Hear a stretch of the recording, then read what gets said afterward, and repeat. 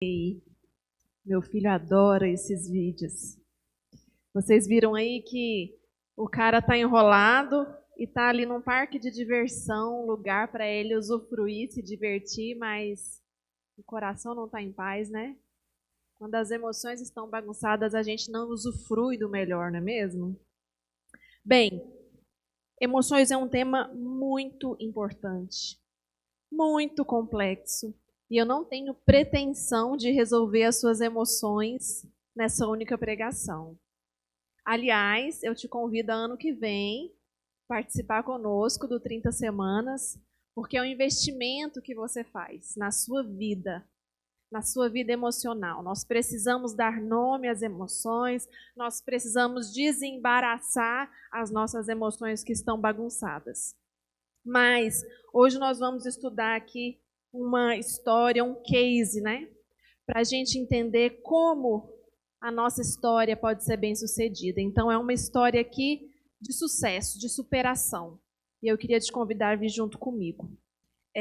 Tem um psiquiatra e escritor argentino que ele diz assim: não somos responsáveis pelas emoções, mas sim somos responsáveis pelo que fazemos com as nossas emoções. Então, eu queria primeiro te dizer que a emoção é uma coisa muito natural, todos nós temos, nós somos criados assim, né? E algumas emoções, elas são instantâneas, né? Você sentir medo é uma coisa instantânea, não tem como você dizer, não vou sentir medo nunca mais e nunca mais sentir medo, não é assim, né? Você vai sentir raiva, isso é espontâneo sentir raiva. Não tem como você se programar para não senti-la. Mas o que é que você faz com essa raiva, com esse medo? O que é que você faz com a sua carência? É isso que você precisa decidir, você precisa aprender.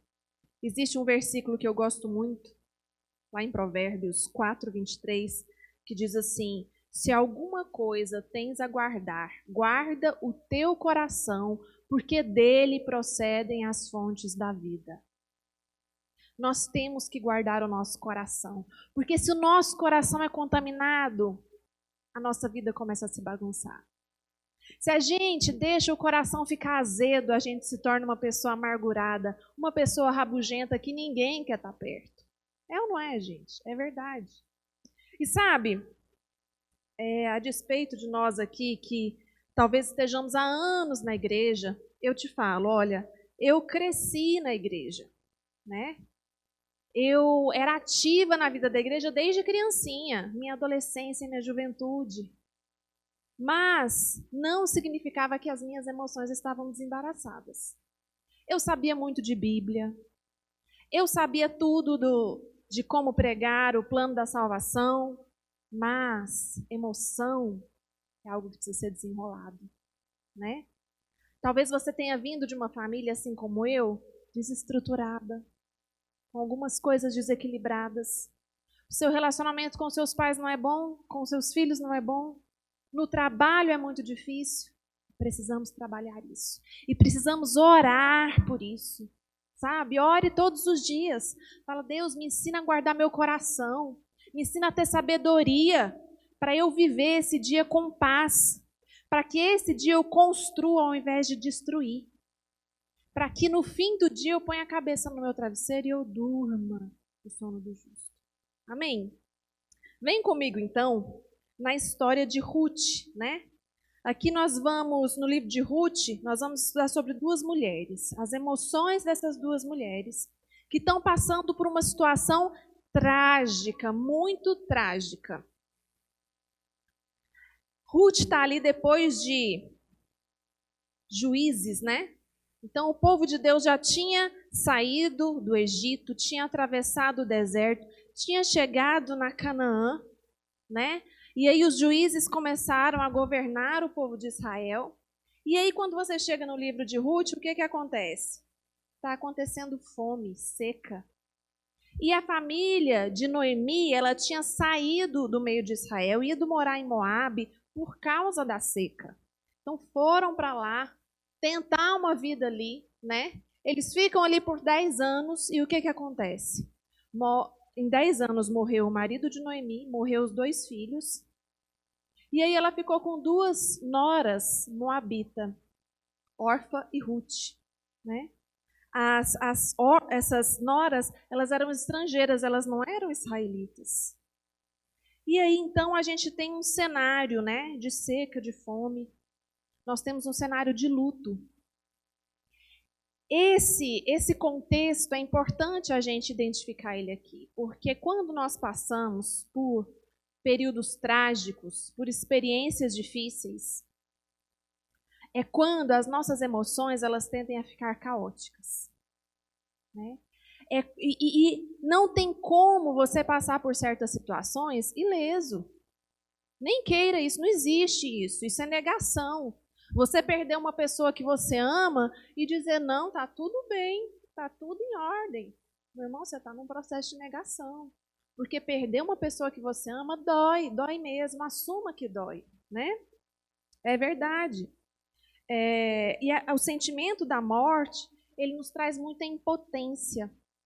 Não é? O que você pode fazer diante disso? Nada. Você só aceita, né? E a saudade que fica, né? Dia após outro, você sente a falta dessa pessoa ali, do papel que ela cumpria na família. Saudade é uma coisa que dói, né? Solidão dói, desamparo dói, e isso leva a gente a um desespero, né? Outra coisa muito conflituosa aqui é a fome, é o passar necessidade. E aí, nesse contexto, ficar viúva significava ficar desamparada, porque só a figura masculina é que tinha as propriedades, a administração é que fazia os negócios financeiros. Então, se a mulher não estava nem com o pai, nem com o marido, ela estava desamparada, né?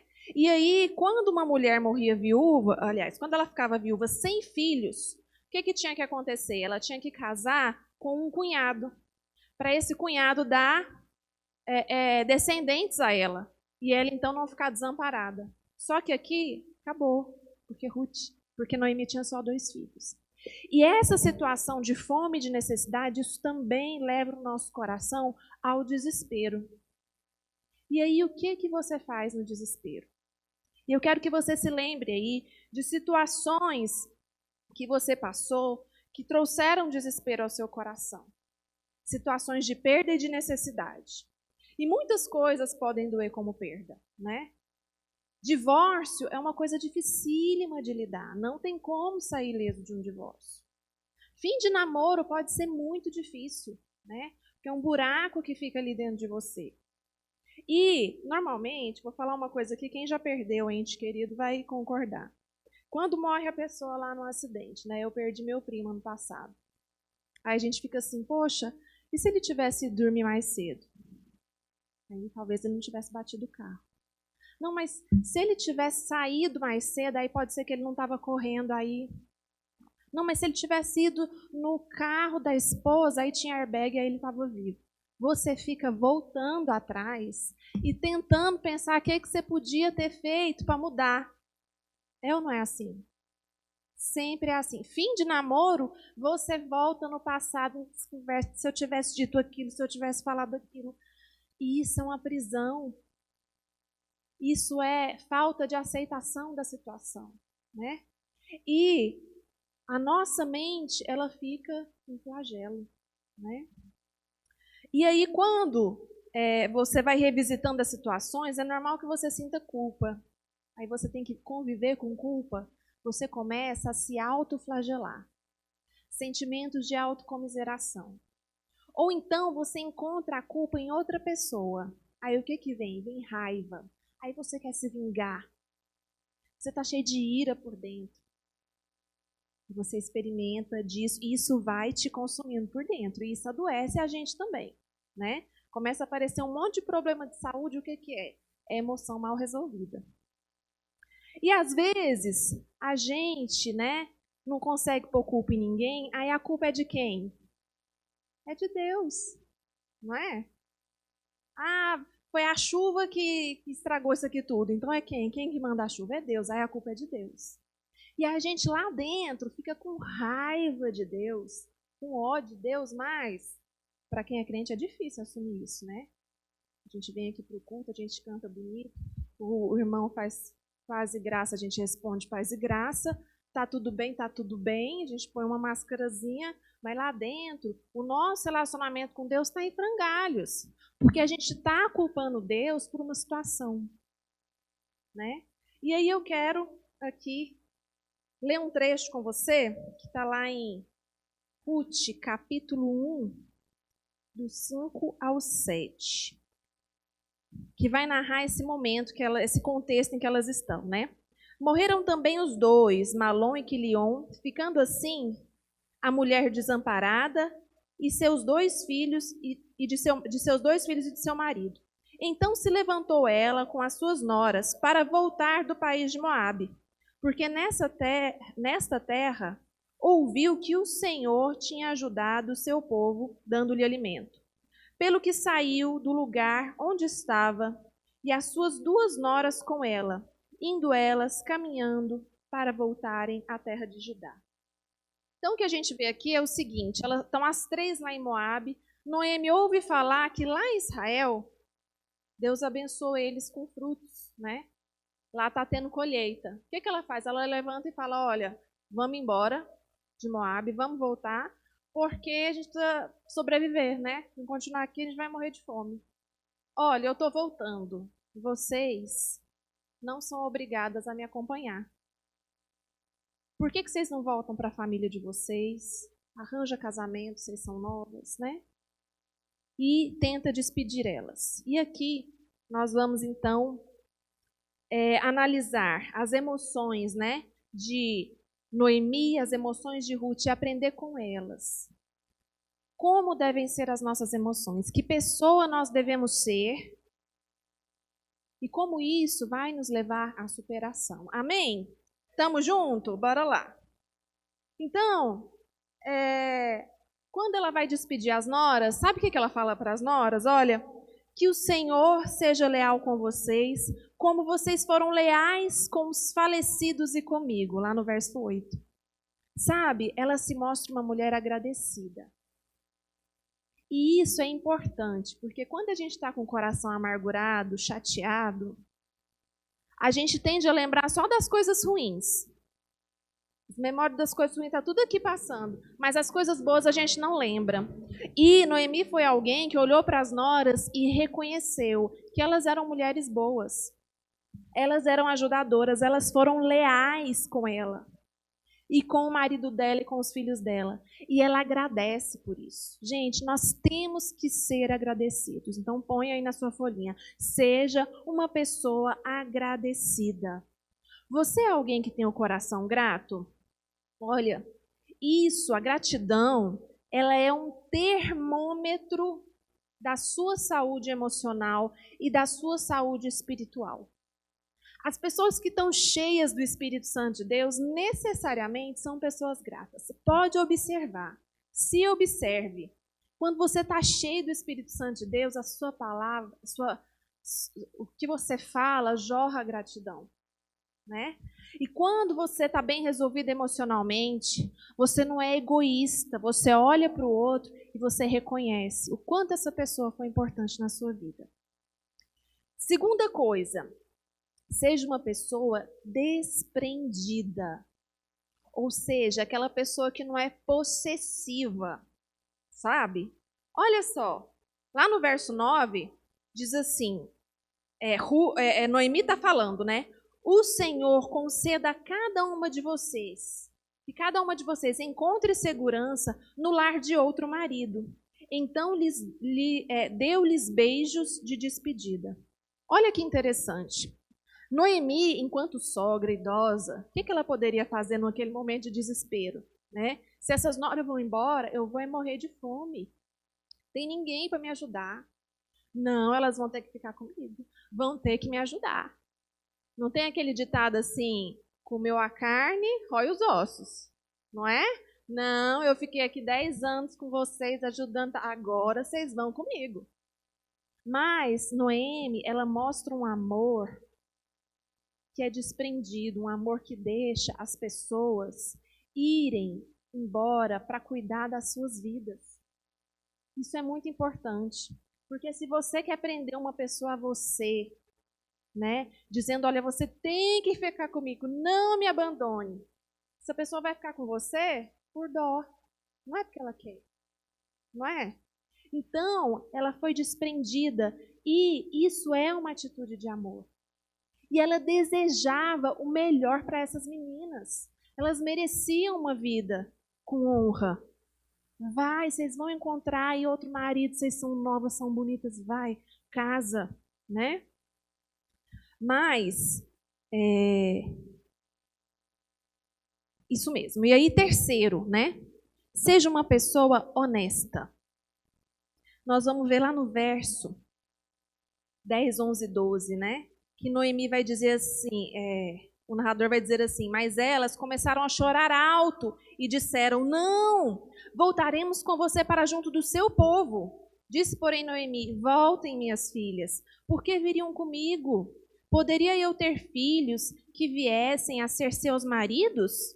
Voltem, minhas filhas. Olha só, por que ela está dizendo isso, né? Sobre ela ter filhos? Porque esse era o costume. Era isso que a lei mosaica orientava, né? Se você ficou viúva sem filho, você casa com um cunhado. Mas ela diz o quê? Olha, eu tô velha, eu não tenho marido. Mesmo se eu arranjasse um marido e conseguisse engravidar, vocês iam esperar essa criança virar um adulto para casar com vocês? Não dá, né? É um peso muito grande para mim. É uma responsabilidade que eu não posso cumprir. Gente, veja o quanto essa honestidade é importante. Porque quando a gente está no desespero, a gente promete coisa que a gente não pode cumprir. É ou não é? A gente cede às emoções. A gente fala sim para o que não deve, né? E aí você tem que botar a sua mão na consciência. Você como pai, como mãe, o que você promete para os seus filhos? Uma hora que o menino está lá desesperado, querendo muito socorro, não sei o que, aí você promete, mas você vai fazer? Você está em condições de fazer? O que você prometeu para o seu cônjuge? O que você prometeu para o seu patrão? Patrão, o que você promete para os seus empregados? Né? Olha, às vezes a pessoa está desesperada porque ela precisa do emprego. Aí tem lá, ser servente de pedreiro. Ah, você tem experiência? Tem nada. Ah, você constrói isso aqui para mim? Não sabe fazer. Meu irmão, se você se compromete com uma coisa dessa, a sua paz vai embora. Você começa a entrar num mundo de mentira, uma mentira vai puxando outra mentira. Uma hora você vai ser descoberto, você vai ser exposto, né? Você vai sujar o seu currículo. Então, nós precisamos ter honestidade, para a gente poder ter paz no coração, ter emoções saudáveis. Disse Noemi, vão, estou velha demais para ter outro marido, verso 12. E aí, lá no verso 14, o que vai acontecer? A nora órfã vai decidir voltar para o seu povo, voltar para a sua família. Enquanto que Ruth vai decidir ficar com Noemi. E aí é difícil julgar, assim, por que órfã voltou para a família, né? A gente não sabe como é que foi a história de órfã, se lá Deus a prosperou, a gente não sabe. O fato é que órfã, ela deu um beijo na sogra. Essa sogra, ela era amada. Noemi era alguém amorosa, alguém cuidadosa, né? Então, órfã, ela não foi uma menina rebelde que foi embora. Talvez ela tenha feito um cálculo, né? Um cálculo seguinte, ó, minha sogra está idosa, não tem nada a me oferecer, a fome está aí, eu tenho família, minha família é bacana, vai me acolher, eu tenho colo. O colo, ter colo é uma coisa muito importante. Você tem um colo? Porque todo mundo precisa. A gente precisa ter aquela pessoa que nos acolhe na dificuldade, aquela pessoa que dá ouvidos à nossa dor. Isso é muito importante. Órfã foi embora, né? Agora, Ruth, talvez ela tivesse outra escolha, porque ela também olhou e falou, poxa, eu vou voltar para a minha família? Prefiro ficar com a minha sogra. Eu prefiro o colo dela. E eu acho isso fantástico, sabe por quê? Porque Noemi, ela foi uma pessoa que ao longo desses 10 anos, ela se mostrou uma pessoa amorosa, uma pessoa cuidadosa. Ela foi colo para essa nora dela, né? E nós precisamos ser assim. na nossa vida, no nosso trabalho. Porque as pessoas elas vão escolher aliançar conosco pela pessoa que nós somos. Porque reconhecem em nós uma pessoa de confiança. Se você é uma pessoa que não é de confiança, as pessoas vão sumir da sua vida. As pessoas não vão se aliançar com você. Elas não querem trabalhar do seu lado, elas não querem ter que conviver com você. Por isso Noemi é um exemplo para a gente. Nós precisamos ser essa pessoa que é colo para os outros. Outra coisa foi que Ruth olhou e falou, olha, eu vou ser estrangeira lá, mas prefiro assim, seu povo vai ser meu povo e o seu Deus vai ser o meu Deus. Olha que fantástico. Porque nesses 10 anos, Ruth sendo moabita, ela comparou. Meu povo serve lá um monte de ídolo, dá em nada. Mas esse Deus aqui é um Deus vivo. É isso que eu quero para mim. Então Ruth, ela escolhe Noemi e o Deus de Noemi.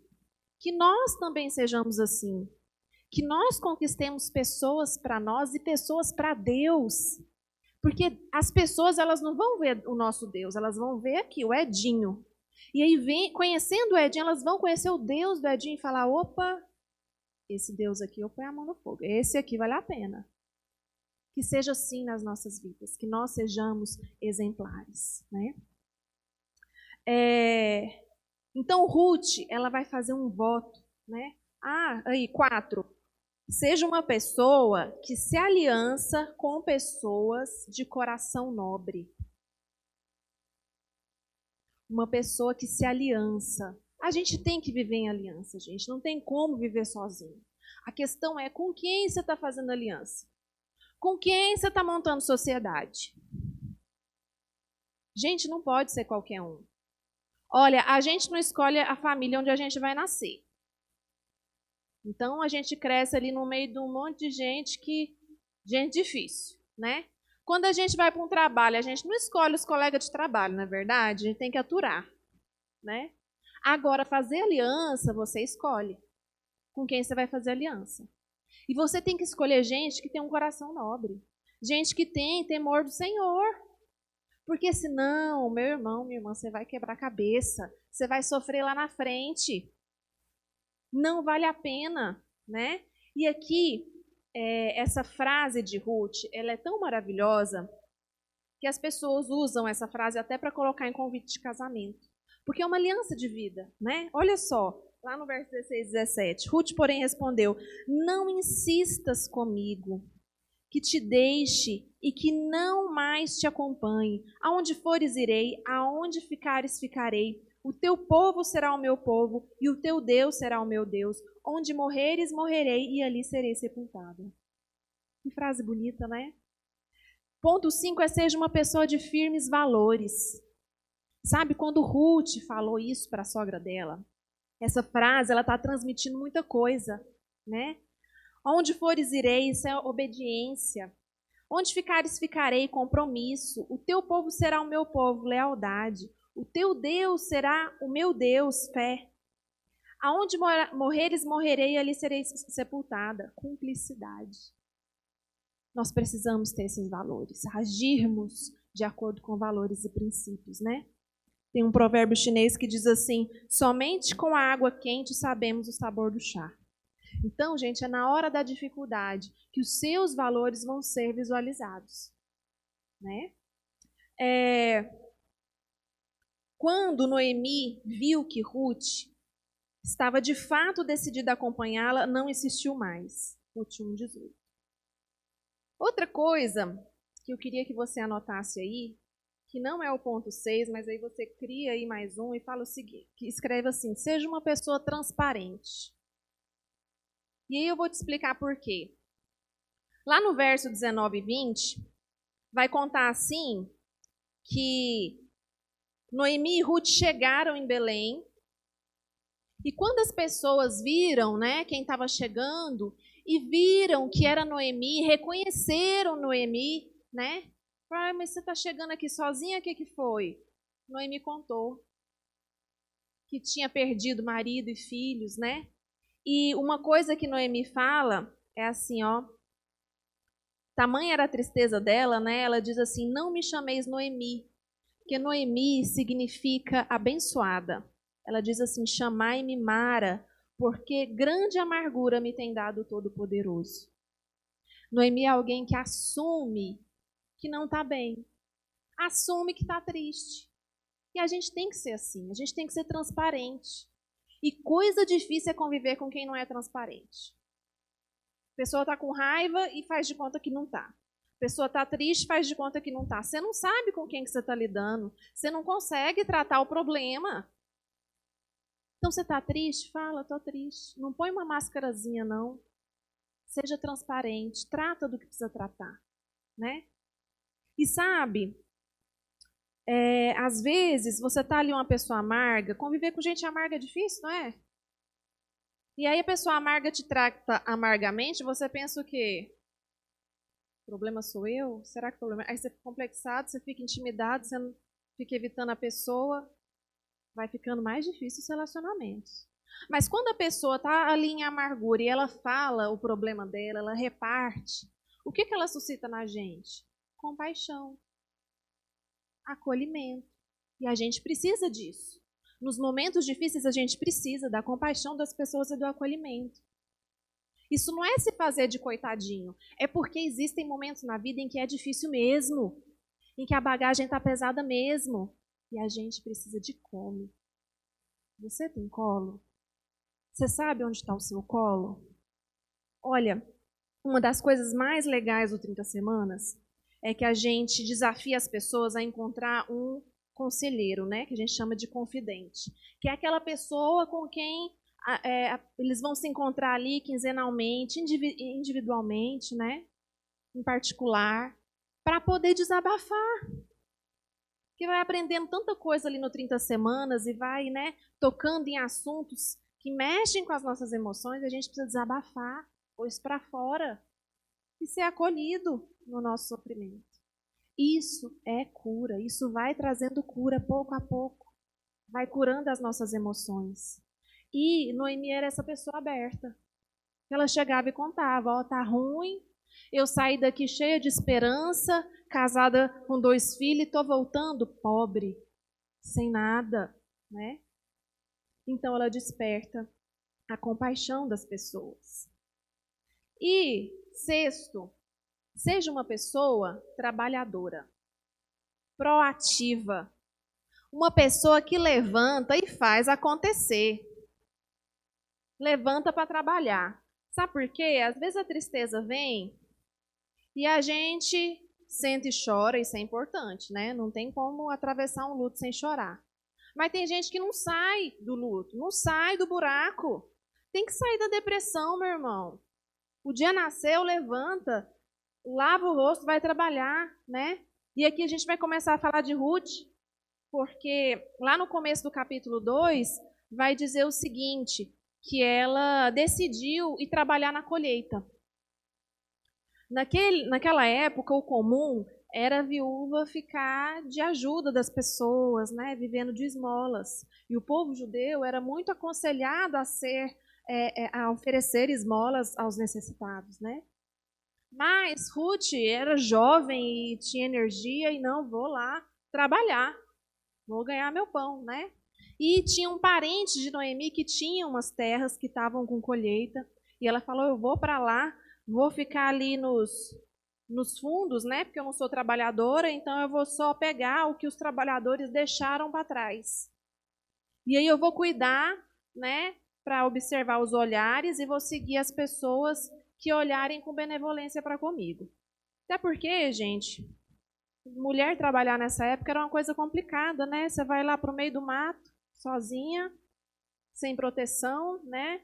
Não tinha delegacia da mulher nessa época. Então, é até perigoso, né? E ela vai. E ela vai, e ali ela vai encontrar muita benevolência. Então, gente, reaja no momento da dor, do sofrimento, no sufoco. Não fique escravo das suas emoções. Tem horas que a gente tem que agir, deixar a emoção um pouquinho de lado, sabe? Deixar a tristeza de lado e falar: deixa eu cumprir com as minhas obrigações, porque a vida anda, tem conta para pagar, então bora. não é? Se a gente ficar só lá chorando, chorando, chorando, as contas vencem, meu irmão. Os problemas pioram, né? E aí, quando a gente vai vendo a história de Ruth ali naquela lavoura, é muito interessante, porque aquela lavoura era de Boaz. Boaz era tipo um primo do sogro dela, que faleceu. E Boaz, ele chega e ele nota Ruth e pergunta: quem que é essa trabalhadora aí? Quem que trouxe ela para trabalhar? Né? Ela veio com quem? E aí as pessoas contam para ele quem era Ruth, né? Que ela era nora de Noemi, que ela era moabita, estrangeira, mas que veio com Noemi por fidelidade a Noemi. E a reputação dela era muito boa. Olha que interessante, né? Ter uma reputação, isso é algo que a gente vai construindo ao longo da vida. Você tem uma boa reputação? Pense nisso.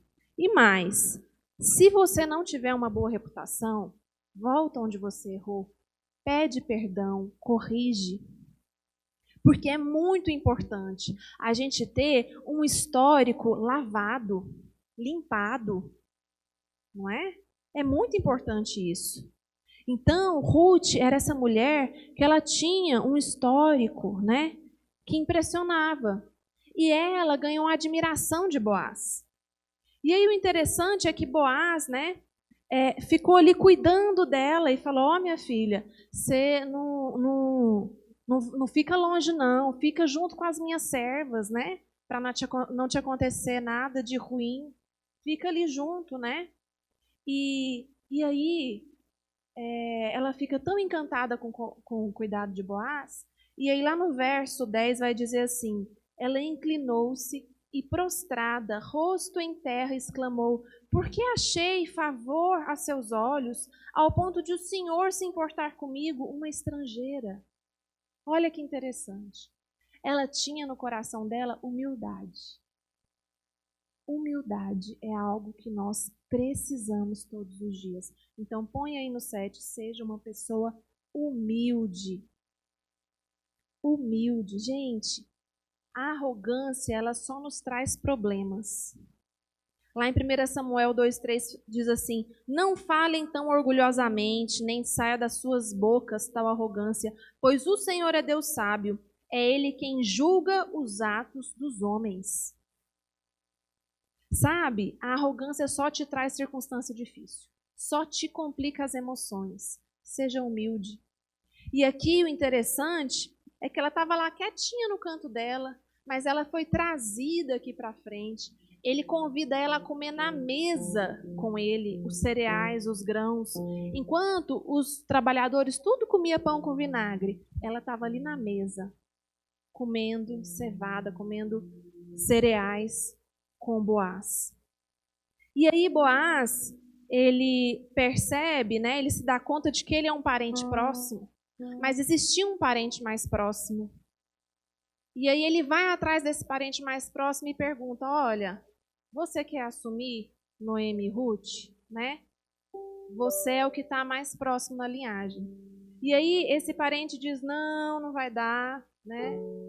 Já tenho esposa, já tenho um monte de filho, muita dívida, muito problema, já tenho problema demais, estou passando. Passa a vez, pode ficar para você.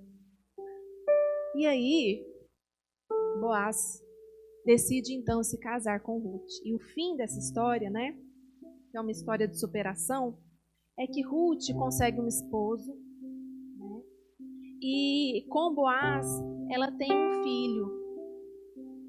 E lá no verso 13, né? Boaz casou-se com Ruth, ela se tornou sua mulher e ela deu à luz um filho. E mais à frente vai contar que Noemi pegou esse filho e se sentiu tremendamente consolada, né? Deus tirou dela os tempos de miséria. Deus restituiu a ela uma família. Deus trouxe recompensa, trouxe cuidado e trouxe esperança. Gente, se tem algo que eu queria deixar para vocês nessa noite, é esperança. Sabe, quando eu vejo a amargura de Noemi, eu acho muito natural.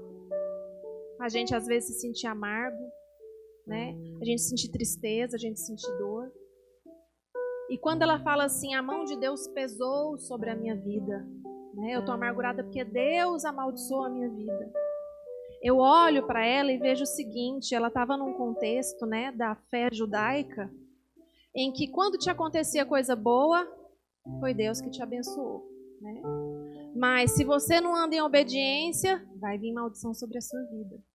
Então, quando acontece coisa ruim, onde foi que eu errei? E se eu não acho em mim onde foi que eu errei, eu concluo que foi o pecado dos meus pais, dos meus avós, dos meus bisavós, que descarregaram em mim. Era essa a solução teológica na cabecinha da Noemi.